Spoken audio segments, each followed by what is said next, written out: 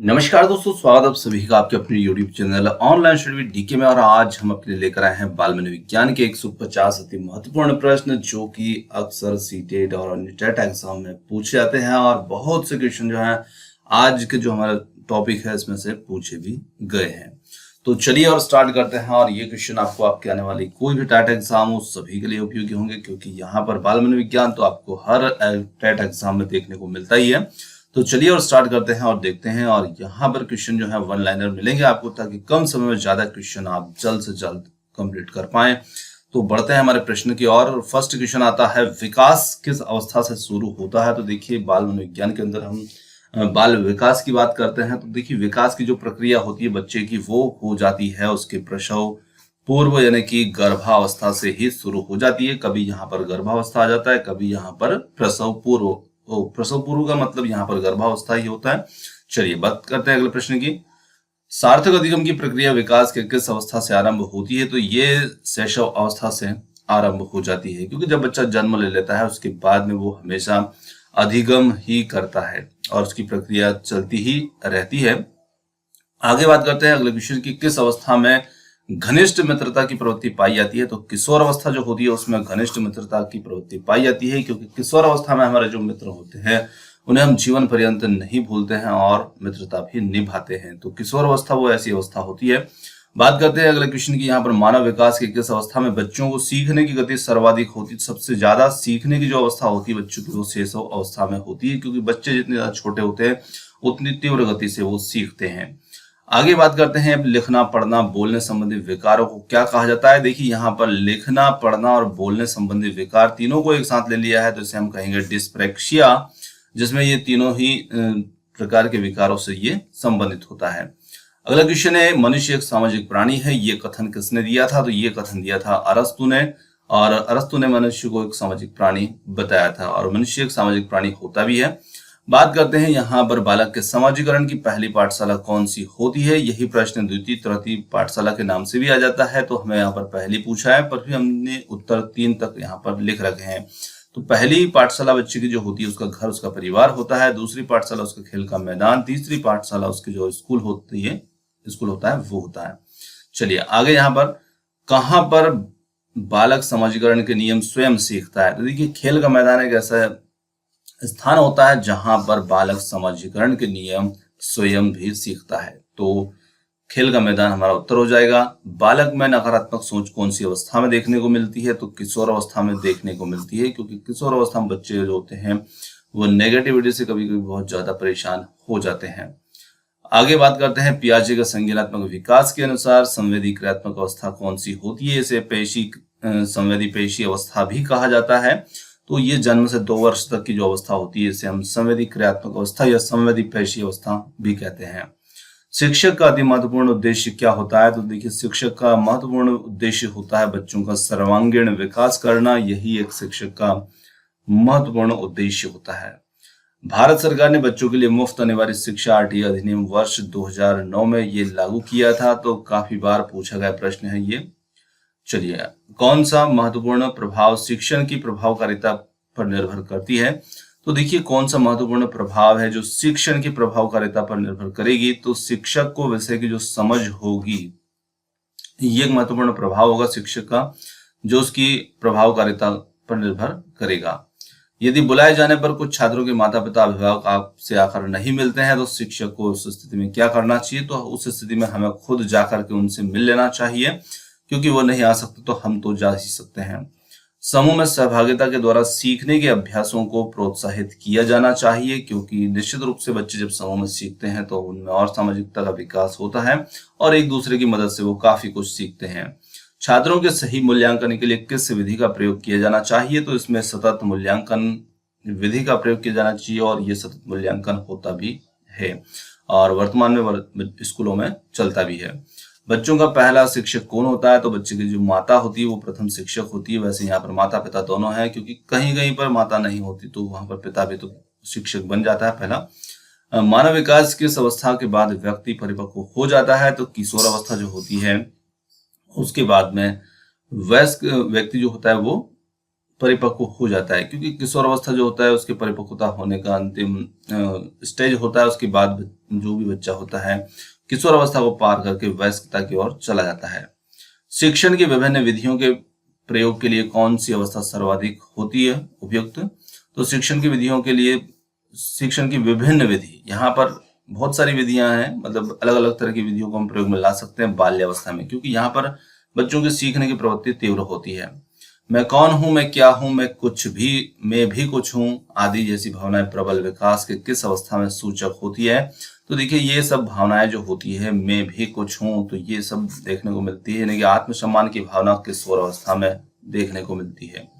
चलिए आगे बढ़ते हैं। विकास कभी ना समाप्त होने वाली प्रक्रिया है और यह विचार के सिद्धांत से संबंधित है। तो देखिए कभी ना समाप्त होने वाली प्रक्रिया मतलब निरंतर चलने वाली प्रक्रिया होती है, तो निरंतरता का सिद्धांत यहाँ पर संबंधित होता है इससे। अगला क्वेश्चन है, शिक्षा मनोविज्ञान एक विज्ञान है, मानव व्यवहार का विज्ञान होता है शिक्षा मनोविज्ञान। चलिए, विकास प्राणी में प्रगतिशील परिवर्तन है जो निश्चित लक्ष्यों की ओर निर्देशित होता रहता है। और ये कथन किसका है? तो ये कथन जो दिया था ये दिया था ड्रेवर ने, जहां पर विकास प्राणी में प्रगतिशील परिवर्तन है जो निश्चित लक्ष्यों की ओर निर्देशित होता रहता है। क्षेत्रीय सिद्धांत जो है किस विद्वान ने दिया? तो कर्ट लेविन ने ये क्षेत्र सिद्धांत जो था ये दिया था, और ये काफी बार पूछा गया प्रश्न है। कर्ट लेविन कहाँ के मनोवैज्ञानिक थे? तो ये जर्मनी के मनोवैज्ञानिक थे। और कर्ट लेविन जो थे ये किस संप्रदाय के समर्थक थे? तो ये संज्ञानवादी संप्रदाय के समर्थक थे।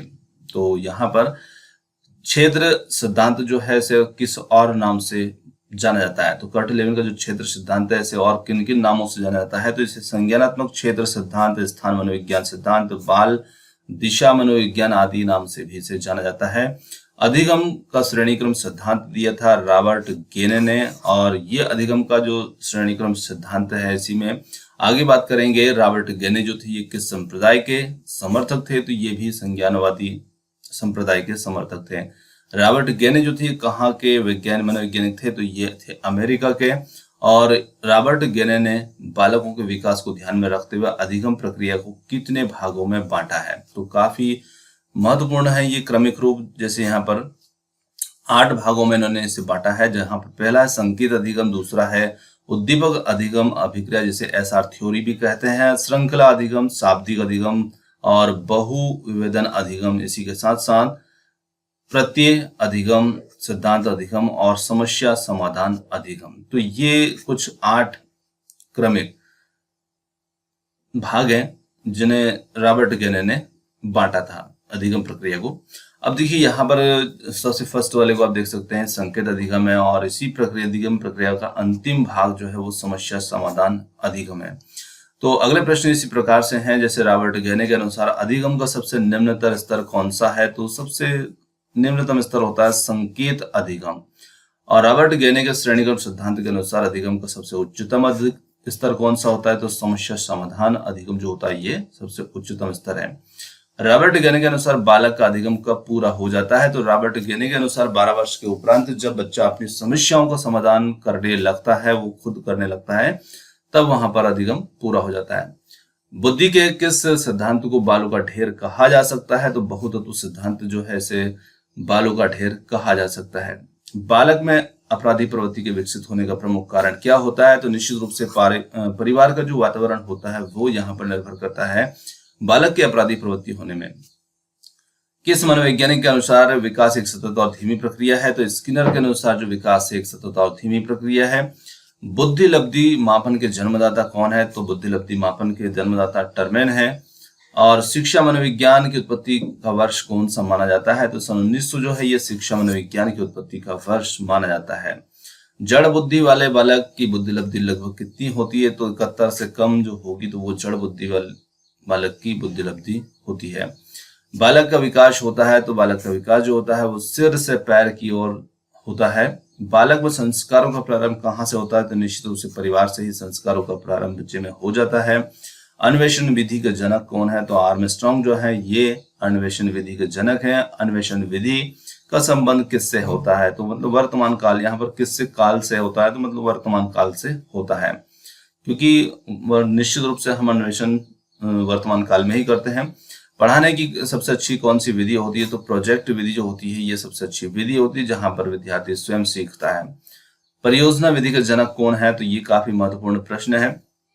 परियोजना विधि के जो मूल अवधारणा थी ये जॉन डेवी के द्वारा दी गई थी। देखिए यहाँ पर थोड़ा सा आपको कंफ्यूजन हो सकता था, इसलिए मैंने थोड़ा सा उत्तर को पूरा है डिटेल कर लिया है कि परियोजना विधि की मूल अवधारणा जो थी वो जॉन डेवी के द्वारा दी गई थी, परंतु उनके जो शिष्य थे किलपैट्रिक ने इस विधि का प्रतिपादन किया। तो इस प्रकार से आपको थोड़ी समस्या हो सकती थी कि आप जॉन डेवी हैं या किलपैट्रिक हैं, तो किलपैट्रिक उन्हीं के शिष्य थे जॉन डेवी के, और सबसे पहले ये मूल अवधारणा जो थी जॉन डेवी के द्वारा दी गई थी, परंतु इस विधि का प्रतिपादन किया है किलपैट्रिक ने। आगे बात करेंगे सूक्ष्म शिक्षण माइक्रो टीचिंग के जनक कौन है? तो रॉबर्ट बुश जो है वो इसके जनक है। इकाई उपागम के जनक, तो इकाई उपागम के जनक जो है मॉरिसन है। और हमारे शरीर की सबसे लंबी अस्थि का नाम क्या है? हड्डी का नाम तो फीमर, जो कि जांग में पाई जाती है, उसे हम फीमर कहते हैं, सबसे लंबी होती है। उसी प्रकार से सबसे छोटी हड्डी होती है हमारे कान में, जिसे हम स्टेपिस कहते हैं। और हमारे शरीर की सबसे मजबूत हड्डी जो कि मैंडिबल होती है, जो जबड़े में पाई जाती है। तो इस प्रकार से कभी कभी इसमें अस्थियों से संबंधित प्रश्न भी आ जाते हैं। जन्म के समय नवजात शिशु की त्वचा का रंग कैसा होता है? तो जन्म के समय हम देखते हैं बच्चे का रंग जो होता है हल्का सा गुलाबी होता है। और नवजात शिशु कितने घंटे सोता है? तो देखिए नवजात शिशु जो होता है वो 18 से 20 घंटे सोता है, किंतु वो हर 2 घंटे में जाग करके अपनी मांसपेशियों को घुमाता है। बालक का विकास 6 वर्ष तक लगभग कितने प्रतिशत हो जाता है? तो लगभग 90%। 6 वर्ष की आयु तक बच्चे का विकास हो जाता है। बालक का विकास 10 वर्ष तक लगभग कितने प्रतिशत हो जाता है? 95% हो जाता है। आगे बात करेंगे शिक्षक अधिकार 2009 के तहत निजी विद्यालय में कितने सीट आरक्षित करना अनिवार्य हो गया? 25%।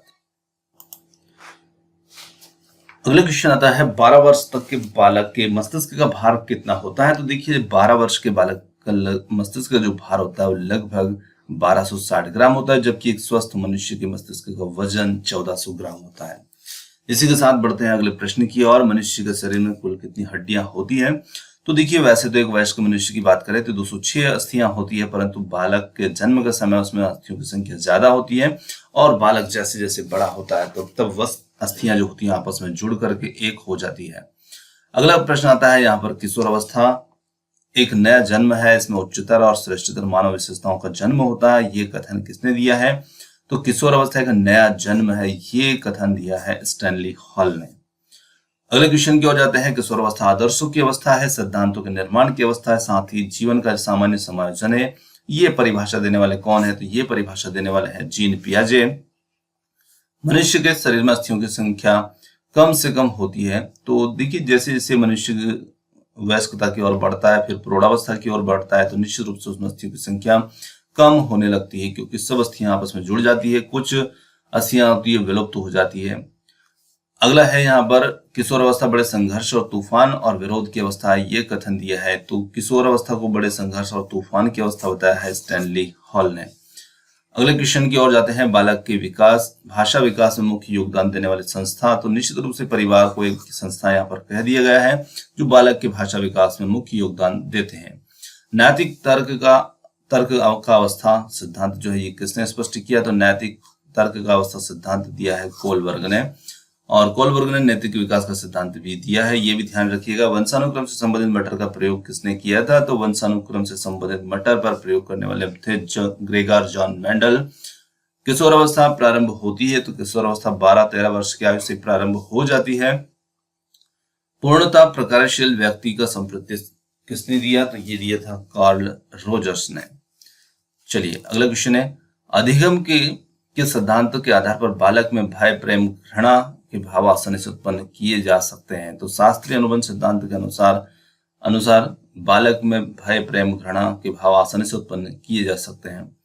अधिगम का कौन सा सिद्धांत पाठ्यक्रम के विभिन्न अंगों के एकीकरण पर जोर देता है? तो गेस्टाल्ट सिद्धांत जो है ये पाठ्यक्रम के विभिन्न अंगों के एकीकरण पर जोर देता है। बच्चे में सीखने की प्रक्रिया कहाँ से शुरू होती है? तो अपने परिवार से ही बच्चे में सीखने की प्रक्रिया शुरू हो जाती है।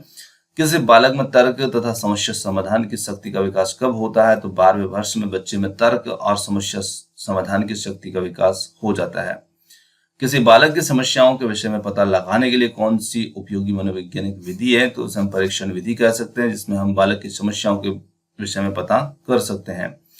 सीखने की प्रभावशाली विधि, तो देखिए सीखने की प्रभावशाली विधि व्याख्यान विधि वाद विवाद विधि होती है। परंतु ये जो विधियां हैं ये बड़ी कक्षाओं के लिए उपयुक्त होती है, ये छोटी कक्षाओं के लिए उपयुक्त नहीं है। व्याख्यान और वाद विवाद तो ये बड़ी कक्षाओं के लिए होती है, ये जरूर ध्यान रखिएगा।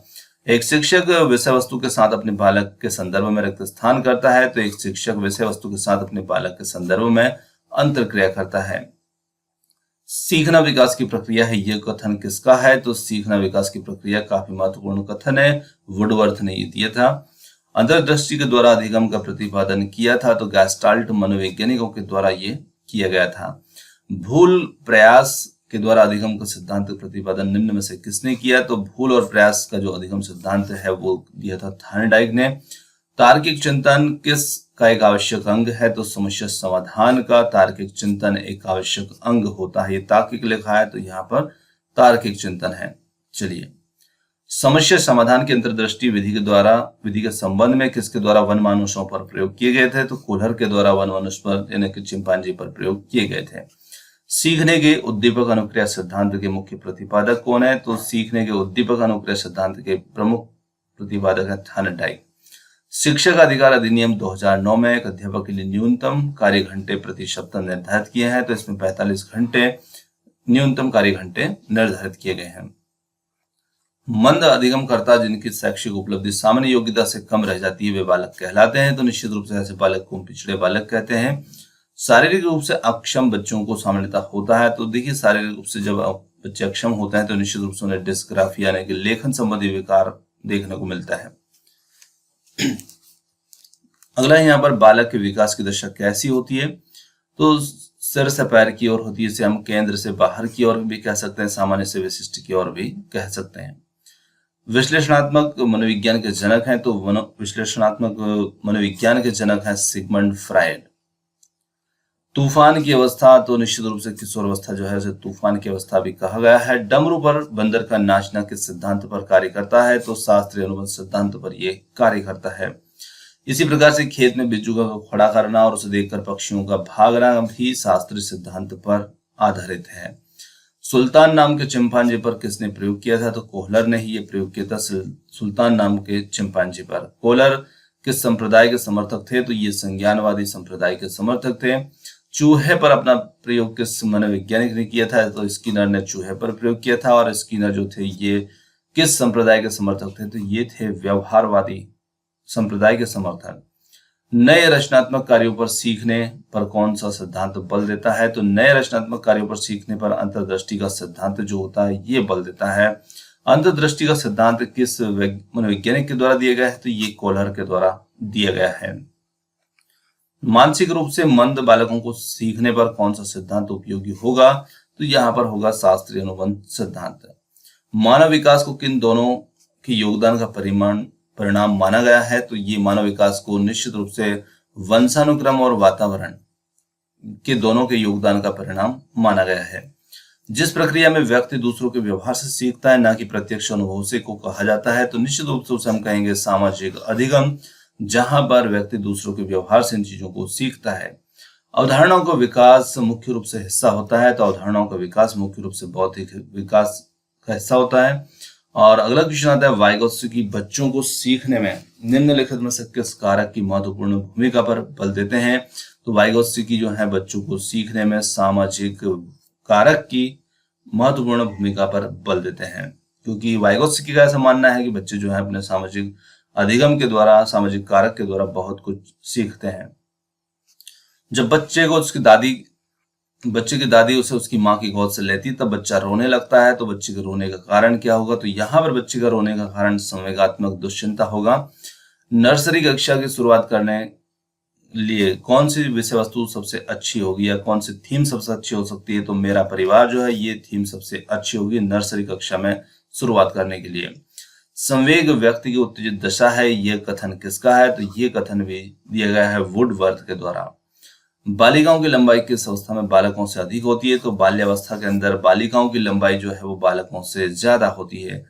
जन्म का समय शिशु रोता है, जब बच्चे का जन्म होता है तो बच्चा क्यों रोता है? तो वहां पर कारण होता है उस बच्चे का वातावरण परिवर्तन, क्योंकि बच्चा जो माँ के गर्भ में होता है तो वातावरण अलग होता है और बाहर जन्म लेने के बाद जब वो आता है तो वहां पर वातावरण अलग होता है, इसी कारण बच्चा जन्म के समय रोता है। अगला क्वेश्चन आता है, शेष अवस्था में किस ग्रंथि के प्रभाव के कारण बालिका अपने पिता के प्रति श्रद्धा का भाव रखती है? तो इलेक्ट्रल ग्रंथि के कारण से रखती है। जीवन का सबसे कठिन काल, तो निश्चित रूप से सबसे कठिन काल जो है वो हमारे किशोर अवस्था का काल ही होता है। बालक के अस्थायी दांतों की संख्या 20 होती है, स्थायी दांतों की संख्या 32 होती है। 4 दांत जो है वो बच्चे को बाद में निकलते हैं, जिसे हम अकल दांत भी कहते हैं। बच्चों के बौद्धिक विकास की 4 विशिष्ट अवस्थाएं को किस विद्वान के द्वारा पहचान की गई थी? तो जीन पियाजे के द्वारा, जहां पर जीन पियाजे ने विकास की 4 विशिष्ट अवस्थाओं के बारे में बताया है। शिक्षा में समावेशन का क्या अर्थ है? तो शिक्षा में समावेशन का अर्थ होता है सभी विद्यार्थियों को शिक्षा की मुख्य धारा प्रणाली में स्वीकार करना। यह शिक्षा में समावेशन का अर्थ है। बिने साइमन परीक्षण के द्वारा किसका मापन किया जाता है? तो सामान्य बुद्धि का मापन किया जाता है। इसमें मानसिक आयु, ठीक है, ये आय लिखा है। मानसिक आयु के प्रति का सर्वप्रथम प्रयोग किस विद्वान ने किया? तो बिने साइमन ने मानसिक आयु के समप्रत्यय का सर्वप्रथम प्रयोग किया था। 140 से अधिक बुद्धिलब्धि वाले बच्चों को हम किस श्रेणी में रखेंगे? तो निश्चित रूप से ऐसे बच्चों को हम रखेंगे प्रतिभाशाली बच्चों की श्रेणी में।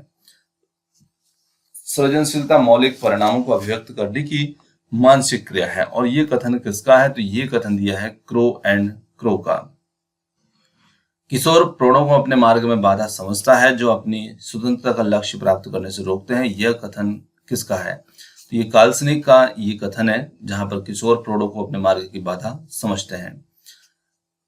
अगला क्वेश्चन आता है, 25 से कम बुद्धिलब्धि वाला बालक जो है वो क्या कहलाएगा? तो ऐसे बालक को हम जड़ बुद्धि वाला कहेंगे, जहां पर उसकी बुद्धिलब्धि 25 है।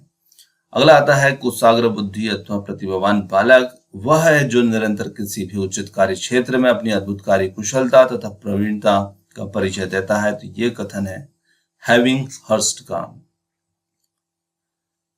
बुद्धि का संज्ञानात्मक सिद्धांत किसने दिया? तो बुद्धि का संज्ञानात्मक सिद्धांत दिया था जीन पियाजे ने। बुद्धि का एकीकृत संरचना का सिद्धांत तो ये दिया था गिलफोर्ड ने। बुद्धि की एकीकृत संरचना का सिद्धांत। नैतिक विकास का सिद्धांत दिया है कोलबर्ग ने, और काफी महत्वपूर्ण है नैतिक विकास का सिद्धांत। उसी प्रकार से मूल प्रवृत्तियां संबंधित हैं मैकडूगल से, जहां पर मैकडूगल ने 14 मूल प्रवृत्तियां बताई हैं। तो इनके सिद्धांत को मूल प्रवृत्ति के सिद्धांत के नाम से जाना जाता है। अगला क्वेश्चन आता है, खेल पद्धति के जनक। तो किलपैट्रिक जो है ये खेल पद्धति से संबंधित है, इसके जनक हैं। जीन पियाजे के द्वारा रचित पुस्तक का नाम क्या है? तो the language and thought of the child. ये पुस्तक उन्होंने 1923 में लिखी थी, और ये जीन पियाजे की रचित पुस्तक है। जीन पियाजे ने संज्ञानात्मक विकास को ध्यान में रखते हुए बालक की कितनी अवस्थाएं बताई? तो अभी हमने पहले एक क्वेश्चन देखा था जहां पर 4 अवस्थाएं उन्होंने बताई थी। अब वो 4 अवस्थाएं कौन कौन सी है? तो ये 4 अवस्थाएं होती हैं, जहां पर संवेदी गत्यात्मक अवस्था जो कि जन्म से 2 वर्ष तक होती है, पूर्व संक्रियात्मक अवस्था 2 से 7 वर्ष, ठोस संक्रियात्मक अवस्था या मूर्त संक्रियात्मक अवस्था 7 से 11 वर्ष, औपचारिक संक्रियात्मक अवस्था जो कि 11 से 18 वर्ष तक होती है। इस प्रकार से संज्ञानात्मक विकास की 4 अवस्थाओं को बांटा है जीन पियाजे ने। संवेदी गत्यात्मक अवस्था को किस और नाम से जाना जाता है? तो इसे इंद्रिय जन ज्ञान अवस्था के नाम से भी जाना जाता है, या संवेदी पेशी अवस्था भी इसे कहा जाता है। गणित संबंधी विकार को हम क्या कहते हैं? तो डिसकैलकुलिया कहते हैं गणित संबंधी विकार को। पठन संबंधी विकार यानी कि पढ़ने संबंधी विकार डिसलेक्सिया कहलाता है। लिखने संबंधी विकार डिसग्राफिया कहलाता है। शिक्षा मनुष्य में अंतर्निहित क्षमता का परिपूर्णता में विकास करते हैं। यह कथन किसका है? तो यह कथन जो है स्वामी विवेकानंद के द्वारा दिया गया कथन है। अगला क्वेश्चन आता है, सामाजिक आर्थिक मुद्दों में जूझ रहे उन बच्चों को जिनकी प्रतिभा प्रभावित हो सकती है को रिक्त स्थान सहायता करता है। तो वहां पर स्व अधिगम मॉडल जो है, मतलब स्वयं सीख करके समस्या से को दूर करना, ये मॉडल यहाँ पर मदद कर सकता है या सहायता करता है। कौन सा सीखना स्थायी होता है? तो समझ करके सीखना जो होता है ये ज्यादा स्थायी होता है। रिक्त स्थान ने बालक के प्राकृतिक विकास पर प्रभाव पर बल दिया। तो मॉन्टेसरी जो थे इन्होंने बालक के प्राकृतिक विकास पर प्रभाव पर बल दिया। माता की आवाज का नवजात के व्यवहार पर प्रभाव का प्रयोग किसने किया? तो टर्मन ने ये प्रयोग किया था। चलिए अगला क्वेश्चन आता है, प्राथमिक आवश्यकताओं को रिक्त स्थान आवश्यकता से भी जाना जाता है। तो प्राथमिक आवश्यकताओं को हम दैहिक आवश्यकताओं के नाम से भी जानते हैं, जो हमारी शारीरिक आवश्यकता होती है। बुद्धि का सबसे पुराना सिद्धांत कौन सा है? तो बुद्धि का सबसे पुराना सिद्धांत एक कारक सिद्धांत है। आगे बढ़ते हैं अगले क्वेश्चन की ओर। कौन से सिद्धांत में बाल्यकाल के अनुभव के विकासात्मक आयाम पर बल दिया गया है? तो मनोविश्लेषणवाद में बाल्यकाल के अनुभव के विकासात्मक आयाम पर बल दिया गया है। शरीर के शीर्ष भाग से प्रारंभ होकर नीचे की ओर दिशा में होने वाली शारीरिक वृद्धि को जाना जाता है। तो इस वृद्धि को सिर पदाभिमुख अनुक्रम के नाम से भी जाना जाता है, जहां पर विकास जो है सिर से पैर की ओर होता है। बेसिक शिक्षा हेतु महात्मा गांधी ने किस पाठ्यक्रम पर बल दिया था? तो महात्मा गांधी ने हस्तकला केंद्रित पाठ्यक्रम पर बल दिया था। चिंतन संज्ञानात्मक पक्ष में एक मानसिक क्रिया है, यह कथन किसका है? तो चिंतन संज्ञानात्मक पक्ष में एक मानसिक क्रिया है, यह रास के द्वारा दिया गया कथन है। अपने ऊर्जा बल को बाहर की ओर अभिव्यक्त करने वाले व्यक्ति का व्यक्तित्व कैसा होता है? तो अपने ऊर्जा बल को बाहर की ओर अभिव्यक्त करने वाले व्यक्ति का व्यक्तित्व होता है बहिर्मुखी व्यक्ति। तो व्यक्तित्व को बहिर्मुखी, अंतर्मुखी और उभयमुखी आदि नामों से बांटा गया है। अपने आप को प्रेम करने की प्रवृत्ति को क्या कहते हैं? तो इसे हम कहते हैं नर्सिसिज्म की प्रवृत्ति, जहां पर व्यक्ति अपने आप को स्वयं प्रेम करता है। किस विद्वान ने कहा कि बुद्धि की संरचना में मूल रूप से दो कारक निहित होते हैं? तो स्पीरमैन ने ये कहा था, और उन्होंने बुद्धि संबंधित जो एक कारक, द्विकारक, त्रिकारक ऐसे सिद्धांत भी दिए हैं। समस्या समाधान व प्रतिमान है जिसमें तार्किक चिंतन होता है, ये कथन स्टैनली हल का कथन है। अगले क्वेश्चन की ओर जाते हैं। अधिगम करता है तो अधिगम का मुख्य आधार क्या होता है? तो परिपक्वता यहाँ पर मुख्यतः आधार होता है। नवोदय विद्यालय को प्रारंभ क्यों किया गया है? तो निश्चित रूप से गरीब बच्चों की शिक्षा के लिए इसे प्रारंभ किया गया है, जहां पर प्रतिभाशाली बच्चे जो है वो अध्ययनरत रहते हैं। बच्चों की सामाजिकता का परीक्षण किस विधि के द्वारा किया जाता है? तो समाज मिति विधि के द्वारा ये परीक्षण किया जाता है। मनुष्य एक सामाजिक प्राणी है, ये किसने कहा? तो अरस्तु ने ये कहा था कि मनुष्य एक सामाजिक प्राणी है। बुद्धि का एकीकृत संरचना सिद्धांत दिया है गिलफोर्ड ने। यांत्रिक बुद्धि या स्थूल बुद्धि किसे कहा जाता है? तो मूर्त बुद्धि जो होती है उसी को यांत्रिक बुद्धि या स्थूल बुद्धि कहा जाता है। एक कारक सिद्धांत को किस और नाम से जाना जाता है? तो इसे राज के सिद्धांत के नाम से भी जाना जाता है। बुद्धि का विकारक सिद्धांत दिया है, ये भी दिया है स्पीरमैन ने। तो यहाँ पर आज के हमारे जो बाल विकास से संबंधित 150 प्रश्न थे ये समाप्त होते हैं। और क्वेश्चन आपको कैसे लगे कमेंट्स करके जरूर बताइएगा। आपने हमें समय दिया उसके लिए बहुत बहुत धन्यवाद। थैंक्स फॉर वॉचिंग, और मिलेंगे हम जल्द ही एक और नए किसी अगले वीडियो के साथ। धन्यवाद।